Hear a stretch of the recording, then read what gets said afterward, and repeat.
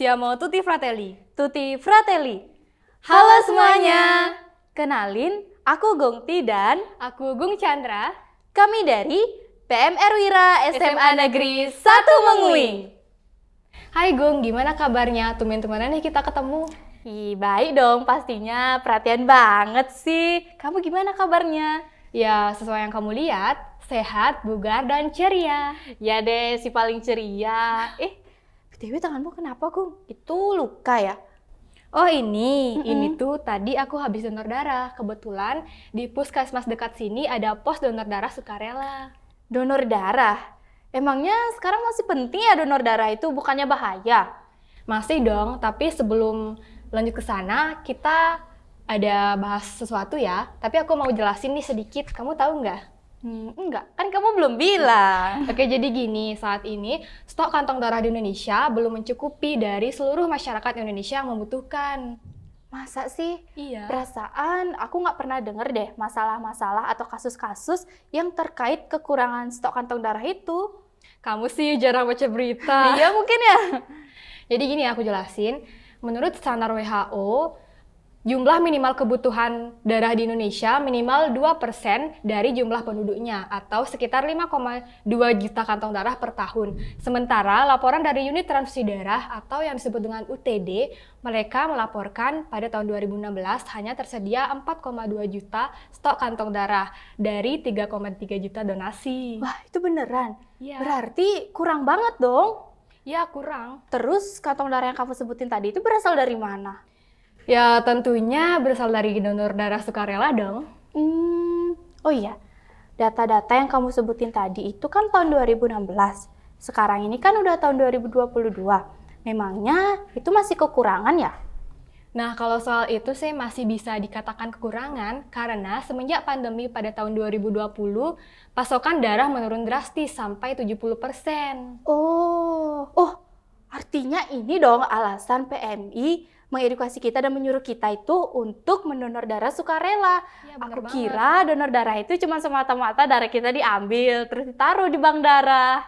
Ya nggak salah sih, tapi itu kan bukan cuma untuk disimpan, melainkan digunakan untuk jiwa orang-orang yang membutuhkan. Oh iya, kalau misalnya seseorang itu ingin mendonorkan darahnya dengan sukarela, ada nggak sih tahap-tahap atau syarat-syarat?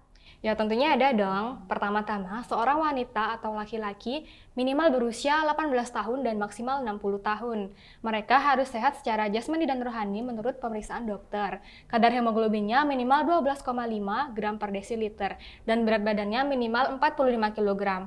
Nah yang terakhir nih yang paling penting, bagi seorang wanita yang sedang haid, menyusui, dan yang sedang hamil tidak diperkenankan untuk melakukan donor darah. Oh gitu, makasih banget loh infonya. Sama-sama. Oh ya Gung, kamu tahu nggak kalau orang-orang sudah memenuhi syarat tadi dan ingin menjadi seorang pendonor, gimana sih caranya atau tahap-tahapnya deh? Kalau itu kayaknya aku tahu deh, aku sempat baca di beberapa artikel, kalau seseorang itu ingin menjadi pendonor darah, caranya yaitu yang pertama, calon pendonor dipersilahkan untuk datang ke UTD PMI terdekat. Yang kedua, saat di sana calon pendonor akan diberikan formulir yang berisi identitas dan juga riwayat kesehatan. Yang ketiga, asisten transfusi darah atau ATD akan mengambil darah dari orang tersebut yang nantinya akan disimpan di bank darah dengan cepat dan pastinya aman. Dan yang terakhir, orang yang sudah mendonorkan darahnya akan diberikan kartu tanda pemilik yang berarti orang tersebut sudah berhasil mendonorkan darahnya secara sukarela. Bener kan? Bener banget dong, Wah, kan pintar. bener. Tapi aku masih ada yang bingung deh. Kita ini kan sebagai PMR Wira kan? Iya. Terus peran kita dalam menghadapi kasus-kasus yang kamu bilang tadi dan sekarang itu bagaimana sih? Nah, bagi PMR Wira yang sudah memenuhi syarat tadi, boleh untuk melakukan donor darah. Nah, kita juga dapat mengedukasi dan mengajak teman-teman semuanya untuk melakukan donor darah sukarela. Oh gitu, artinya bagus banget dong peran kita. Iya, bener tuh. Oh iya, kalau misalnya kamu ini kan udah donor darah terus kan, maksudnya secara rutin. Ada nggak sih manfaat yang kamu dapetin setelah melaksanakan hal tersebut?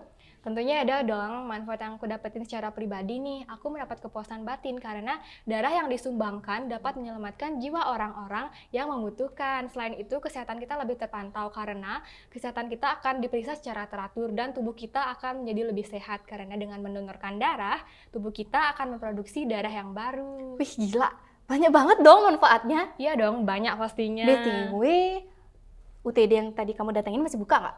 Masih dong, kamu mau donor darah juga sekarang? Iya nih, tapi anterin ya, soalnya aku nggak pernah donor darah, jadi aku nggak berani ke sana sendiri. Ya deh, aku anterin. Tapi kita akhiri dulu dong podcastnya. Oh iya, sampai lupa kalau ini tuh belum berakhir, Iya. saking asiknya dan serunya juga.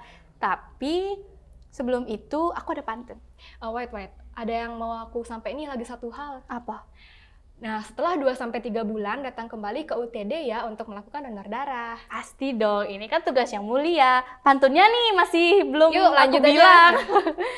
Oke, pendonor darah, darahnya bersih. Cakep. Mari memupuk rasa kasihan. Kami ucapkan terima kasih. Mari berkorban untuk kemanusiaan. Siamo tutti fratelli. Tutti fratelli. Dadah!